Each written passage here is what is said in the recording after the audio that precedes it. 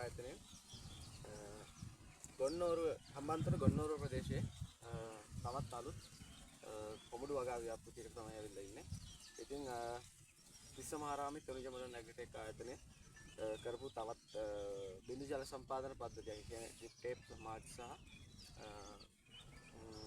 අලුත් තාක්ෂණික දේවල් එකතු කරලා කරපු ඊළඟ ව්‍යාපෘතිය විදිහට ඔයාලට පේනවා ඇති මේ තියෙන්නේ දවස් 26ක් වෙච්ච කොමඩු වගාවක්.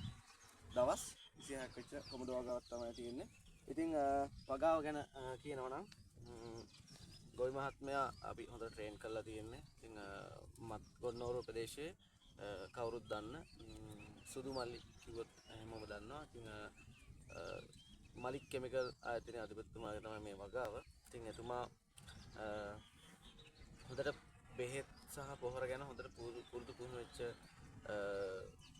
වෙළඳ මහත්මයෙක්. ඒ වගේම හොඳ ගොවි මහත්මයෙක්. එහෙම කිව්වොත් තමයි නිවැරදි.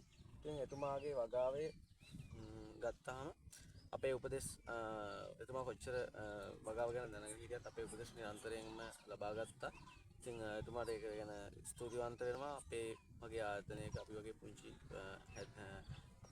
මූලික අඩතරම දාගෙන යන ආයතනයක උපදෙස් පැතීම සම්බන්ධව එතුමාට ගොඩක් ස්තුතිවන්ත වෙනවා. ඉතින් ඒ උපදෙසුත් අරගෙන එතුමාගේ දේවලුත් එකතු කරගෙන දැන් හැඩට වගාව හදාගෙන තියෙනවා. ඉතින් ඇත්තටම ගත්තාම දවස් 26ක වැලක් වර්ධනය ඇත්තටම උපරිම 150ක විතර වර්ධනයක් තියෙනවා. කියන්නේ මේ අපි ගෝවා ගිහිල්ලා ඒ નિયમિત කාලයේදී ගෝගේ නියම තත්වයන් උදා කරගෙන තියෙනවා. ඉතින් ගත්තාම වැලකට අනිවාර්යයෙන්ම ගෙඩි මල් එහෙමත් නැත්නම් ගෙඩි හට ගන්නා මල් ගැහණු මල් ෆීමේල් මල් ෆ්ලවර්ස් තියෙනවා. අතරම දෙකක් විතර තියෙනවා වැලකට. හැම වැලකටම දෙකකට වඩා තියෙන අවස්ථා තියෙනවා. ඉතින් 3 4 වගේ තියෙන ඒවාත් තියෙනවා. ඉතින් දවස් 26ක් වගේ කාලයක් ඇතුළත මේ වගේ ඇත්තටම මල් පිපීම අපි ගෝවා ගිහිල්ලා වැලකට මල් දෙකක් වගේ තියෙනවා නම් ඇත්තටම මේ අලුත් තාක්ෂණයත් එක්ක ගොවි මහත්මයෙකුට කිලෝ 3 වගේ ප්‍රමාණයේ ගෙඩි දෙකක් හදාගත්තොත් වැලකින් කිලෝ 6ක් වෙනවා. අපි හිතමු කිලෝ 2ක් කියලා. කිලෝ 4ක වගේ වැලකට ප්‍රමාණයක් එනවා. මේ එහෙම බැලුවොත් සාමාන්‍යයෙන් කොමුඩු ඇට ටින් එකකට කිලෝ 4000ක් කියන එක හරිම සරලව ලේසියෙන්ම ගන්න පුළුවන් ගොවි මහත්මයෙකුට. ඉතින් අක්කරයකට එහෙම බැලුවාම කිලෝ 20000කට එහා තව ටිකක් අඩුවේ මම කිව්වේ 20000කට එහා අස්වැන්නක් ලබා ගන්න පුළුවන්.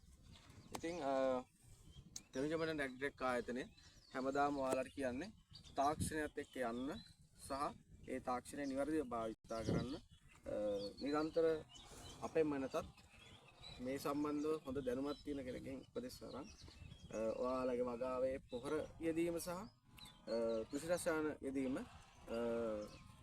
ලෙඩ රෝග වලට දිලීර වගේ බැක්ටීරියා වගේ වෛරස් වැනි දේවල් වලටත් ඒ වගේම කෘමීන්ගේ හානිය වගේ දේවල් වලට නිවැරදි උපදෙස් අරගෙන කරනවා නම් මේ වගේ සාර්ථක වගාවක් ඔයාලට කරන්න පුළුවන්. ඉතින් අපේනුත් ඒ සේවාව ලබා ගන්න පුළුවන් ඔයාලට. ඒ වගේම මේ වගේ තාක්ෂණික උපකරණ, තාක්ෂණික මෙවලම්, තාක්ෂණික දැනුම මේවා සකස් කර ගැනීම හරිම සහනදායී මුදලකට අපෙන් ලබා ගන්න පුළුවන්.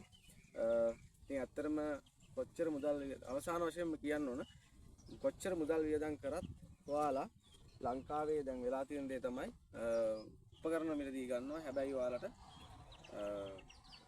හරි තාක්ෂණය හම්බ වෙන්නේ. ඔයාලා වියදම් කරන මුදලට ඒ තාක්ෂණය හම්බ වෙන්නේ නැත්නම් ඇත්තටම වැඩක් නැහැ. මොකද මේ වගේ දෙයක් කරද්දී විශාල මුදල් ප්‍රමාණයක් වැය කරනවා.